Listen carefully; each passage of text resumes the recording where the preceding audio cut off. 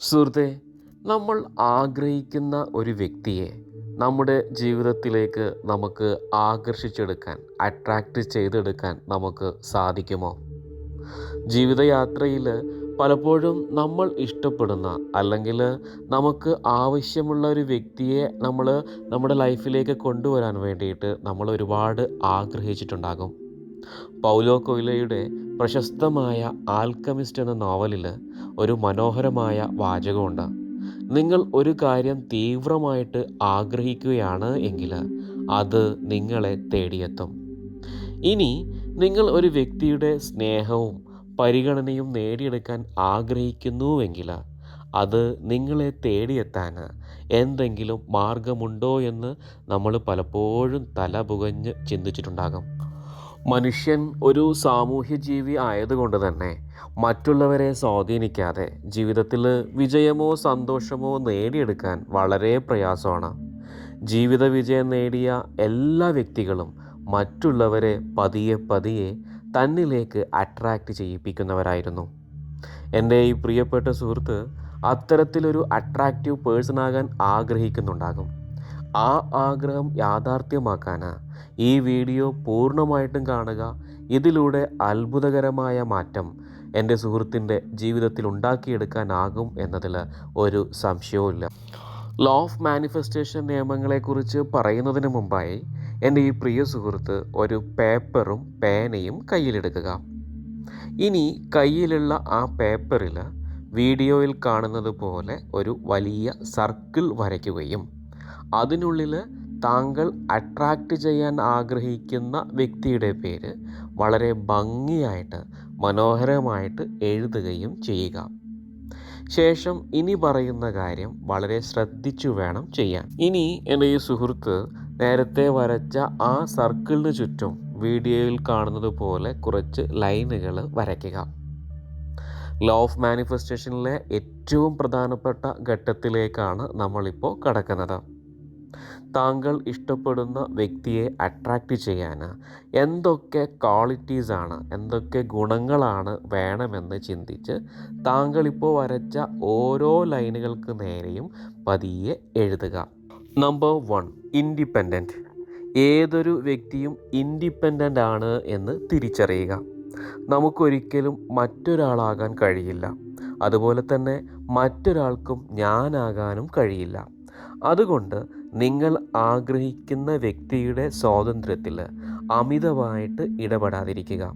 ഈ ഒരു തിരിച്ചറിവ് വളരെ പ്രധാനപ്പെട്ടതാണ്. നമ്പർ 2 ആയിട്ട് എഴുതേണ്ടത് ഹാപ്പി. എപ്പോഴും സന്തോഷവാനായിരിക്കാനും മറ്റുള്ളവരെ സന്തോഷിപ്പിക്കാനും നമ്മൾ ശ്രദ്ധിക്കുക. സന്തോഷമുള്ളവരെയും സന്തോഷം നൽകുന്നവരെയും സുഹൃത്തുക്കളാക്കാനാണ് എല്ലാവരും ഇന്ന് ആഗ്രഹിക്കുന്നത്. ദുഃഖവും പ്രയാസവും നൽകുന്നത് സ്വീകരിക്കാൻ ആരും പലപ്പോഴും തയ്യാറാകില്ല, ആഗ്രഹിക്കുന്നില്ല. ഇനി നമ്പർ 3 ആയിട്ട് എഴുതേണ്ടത് കൈൻഡ്നെസ്. പ്രിയ സുഹൃത്തെ, മറ്റുള്ളവരോട് വളരെ റഫായിട്ട് പെരുമാറുന്നവരെ താങ്കൾ ഇഷ്ടപ്പെടില്ലല്ലോ. അതുപോലെ തന്നെയാണ് മറ്റുള്ളവരും. എപ്പോഴും കൈൻഡ് ആകാൻ വേണ്ടിയിട്ട് ശ്രമിക്കുക. ഒരു വ്യക്തിയുടെ ഏറ്റവും സോഫ്റ്റ് മാജിക്കൽ പവറുമുള്ള ഗുണമാണ് കൈൻഡ്നെസ് എന്ന് പറയുന്നത്. നമ്പർ 4 ആയിട്ട് ഇനി എഴുതേണ്ടത് കെയറിങ്. എൻ്റെ ഈ പ്രിയപ്പെട്ട സുഹൃത്ത് എത്ര ശ്രദ്ധയോടെയാണ് സ്വന്തം കാര്യങ്ങളൊക്കെ ചെയ്യുന്നത്. ഓരോ ചെറിയ കാര്യങ്ങളിലും അതിൻ്റെ ആഫ്റ്റർ എഫക്റ്റ് എന്താണെന്ന് നമ്മൾ മനസ്സിലാക്കി ബുദ്ധിപൂർവ്വം തീരുമാനമെടുക്കുന്നു. അപകടങ്ങളിലേക്ക് ചെന്നെത്തിക്കുന്ന തീരുമാനങ്ങളിൽ നിന്ന് നമ്മൾ എന്നേക്കുമായിട്ട് മാറി നിൽക്കുന്നു.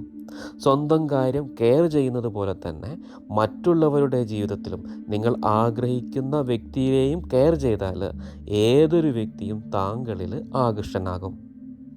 ഇനി നമ്പർ 6 ആയിട്ട് എഴുതേണ്ടത് ഫിനാൻഷ്യൽ ഇൻഡിപെൻഡൻസ്. സാമ്പത്തിക ബാധ്യതയുള്ളവരോട് കൂട്ടുകൂടാൻ ആരും ഒരു നിമിഷം ഈ കാലത്ത് ചിന്തിക്കും. പ്രയാസവും പ്രതിസന്ധിയും ഇല്ലാത്ത ജീവിതത്തിന് ഫിനാൻഷ്യൽ സ്റ്റെബിലിറ്റി കൂടിയേ തീരൂ. അതുകൊണ്ട് തന്നെ ഫിനാൻഷ്യൽ ഇൻഡിപെൻഡൻസ് ലോ ഓഫ് മാനിഫെസ്റ്റേഷനിലെ പ്രധാനപ്പെട്ട ഒരു ക്വാളിറ്റി കൂടിയാണ് എന്ന് എൻ്റെ ഈ പ്രിയ സുഹൃത്ത് മനസ്സിലാക്കുക. ഇനി നമ്പർ 7 ആയിട്ട് എഴുതേണ്ടത് ഗുഡ് ഹെൽത്ത്. പ്രിയ സുഹൃത്തെ, ഹെൽത്ത് ഈസ് വെൽത്ത് എന്ന് നമ്മൾ എപ്പോഴും കേട്ടിട്ടുണ്ട്. മറ്റൊന്നിനും പകരം വയ്ക്കാൻ കഴിയാത്ത ഒന്നാണത്. നല്ല ആരോഗ്യമുണ്ടെങ്കിലേ നല്ല ബന്ധങ്ങളും ഉണ്ടാകൂ. നല്ല ഒരു റിലേഷൻഷിപ്പ് അല്ലെങ്കിൽ ബന്ധം നിലനിർത്താൻ വേണ്ടിയിട്ട് നമ്മൾ ഹെൽത്ത് നന്നായിട്ട് ശ്രദ്ധിക്കണം. ഇനി എട്ടാമതായിട്ട് നമ്മൾ എഴുതേണ്ടത് ഗുഡ് അപ്പിയറൻസ്. അപ്പിയറൻസ് എന്ന് പല ആളുകളും പലപ്പോഴും പരിഗണിക്കാറില്ല. നമ്മുടെ പെരുമാറ്റങ്ങൾ, മറ്റുള്ളവരോടുള്ള പെരുമാറ്റങ്ങളിൽ നമ്മൾ ഒരുപാട് ശ്രദ്ധിക്കണം.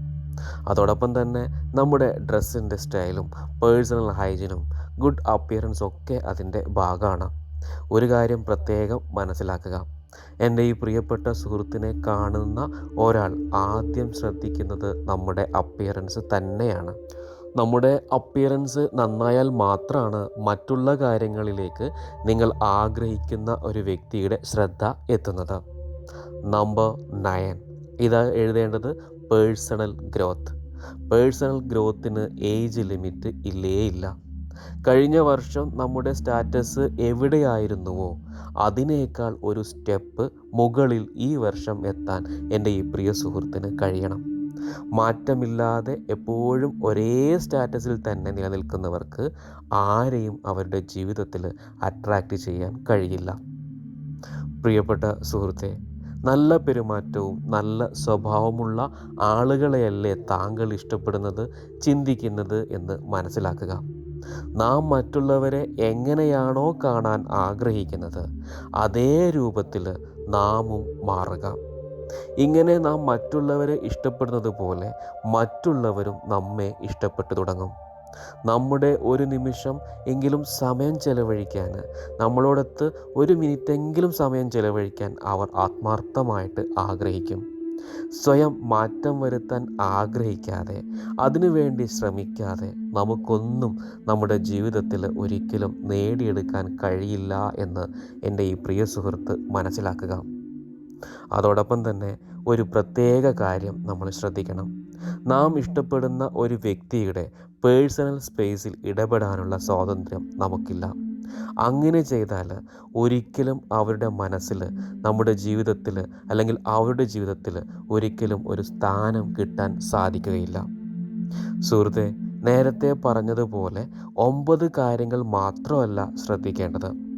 എൻ്റെ സുഹൃത്തിന് അട്രാക്റ്റ് ചെയ്യാൻ ആഗ്രഹമുള്ള വ്യക്തി താനാണെന്ന് സങ്കല്പിക്കുക. ശേഷം അതേ സ്ഥാനത്ത് താനാണെങ്കിൽ തനിക്ക് ഒരാളെ ഇഷ്ടപ്പെടാൻ എന്തൊക്കെ യോഗ്യതകൾ വേണ്ടി വരുമെന്ന് ചിന്തിച്ച് കൂടുതൽ ലൈനുകൾ നേരത്തെ വരച്ച സർക്കിളിന് ചുറ്റും ആഡ് ചെയ്യുക. അത് ചിലപ്പോൾ വളരെ വ്യത്യസ്തമായിരിക്കാം. പല വിധത്തിലുള്ള ക്വാളിറ്റീസ് എൻ്റെ സുഹൃത്തിൻ്റെ മനസ്സിൽ വന്നേക്കാം. അതെല്ലാം തന്നെ ഭംഗിയായിട്ട് എഴുതുക. ശേഷം ആ വ്യക്തിയുമായിട്ട് ജീവിക്കുന്നു എന്ന് ആത്മാർത്ഥമായിട്ട് സങ്കല്പിക്കുക. അയാളുടെ കൂടെ നടക്കുന്നതായിട്ടും സംസാരിക്കുന്ന കാര്യവും ഒരുമിച്ചിരിക്കുന്ന ഭക്ഷണം കഴിക്കുന്ന ഒക്കെ നന്നായിട്ട് വളരെ പുഞ്ചിരിയോടുകൂടി വിഷ്വലൈസ് ചെയ്യുക. ഓരോ ദിവസവും ഇങ്ങനെ ഇമാജിനറി പേഴ്സണുമായിട്ട് നിങ്ങൾ സമയം ചെലവഴിക്കുക.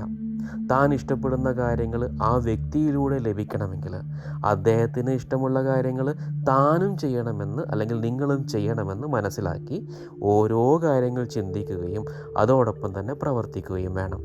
തുടർന്ന് നല്ലൊരു കമ്മ്യൂണിക്കേഷനിലൂടെ നിങ്ങളിലേക്ക് ലഭിക്കുന്ന വൈബ്രേഷൻ നിങ്ങളുടെ പ്രിയ സുഹൃത്തിന് ആത്മാർത്ഥമായിട്ട് ലഭിക്കുന്നുണ്ട് എങ്കിൽ ഒരു കാര്യം ഉറപ്പിക്കാം, താങ്കൾ ആഗ്രഹിക്കുന്ന വ്യക്തി താങ്കളിലേക്ക് അല്ലെങ്കിൽ നിങ്ങളിലേക്ക് അട്രാക്റ്റ് ചെയ്യാൻ ഇനി അധികം സമയം എടുക്കില്ല. അതോടൊപ്പം തന്നെ നമ്മൾ മുന്നേ പഠിച്ചിട്ടുള്ള അഫർമേഷൻസ് എപ്പോഴും ഉപയോഗിക്കുക. ഞാൻ എന്താണോ ആഗ്രഹിക്കുന്നത് അത് പല വ്യക്തികളിലൂടെ, സാഹചര്യങ്ങളിലൂടെ, സന്ദർഭങ്ങളിലൂടെ എന്നിലേക്ക് വന്നുകൊണ്ടിരിക്കുകയാണ്. അത് കഴിഞ്ഞ് ആത്മാർത്ഥമായിട്ട് കണ്ണടച്ച് പുഞ്ചിരിയോടുകൂടി നെഞ്ചിൽ കൈവച്ച് 3 തവണ താങ്ക് യു എന്ന് പറയുക. ഞാൻ എന്താണോ ആഗ്രഹിക്കുന്നത് അത് പല വ്യക്തികളിലൂടെ, സാഹചര്യങ്ങളിലൂടെ, സന്ദർഭങ്ങളിലൂടെ എന്നിലേക്ക് വന്നുകൊണ്ടിരിക്കുകയാണ്. ഇനി ഈ ഒരു നിമിഷം മുതൽ ആ ഒരു സർക്കിൾ എടുക്കുക. ആ സർക്കിളിൽ നിങ്ങളുടെ പേര് എഴുതുക. അതിന് ചുറ്റും ഒരുപാട് ലൈനുകൾ ഇടുക. ആ ലൈനിൽ നിങ്ങളുടെ qualities independent, happy, kindness, caring, financial independence, good health, good appearance, personal growth എന്നിങ്ങനെ നിങ്ങൾ ആഗ്രഹിക്കുന്ന ക്വാളിറ്റീസ് എത്രയാണോ വേണ്ടത് അതെല്ലാം എഴുതുക. നിങ്ങളുടെ ജീവിതത്തിൽ അത് എല്ലാം നിറയ്ക്കുക. ഒരിക്കൽ കൂടി ശാന്തിയും സമാധാനവും സന്തോഷവും നിറഞ്ഞ നല്ലൊരു ദിവസം സമ്മാനിച്ചുകൊണ്ട് നിങ്ങളുടെ പ്രിയ സുഹൃത്ത് ആഷിഖ് തിരൂർ.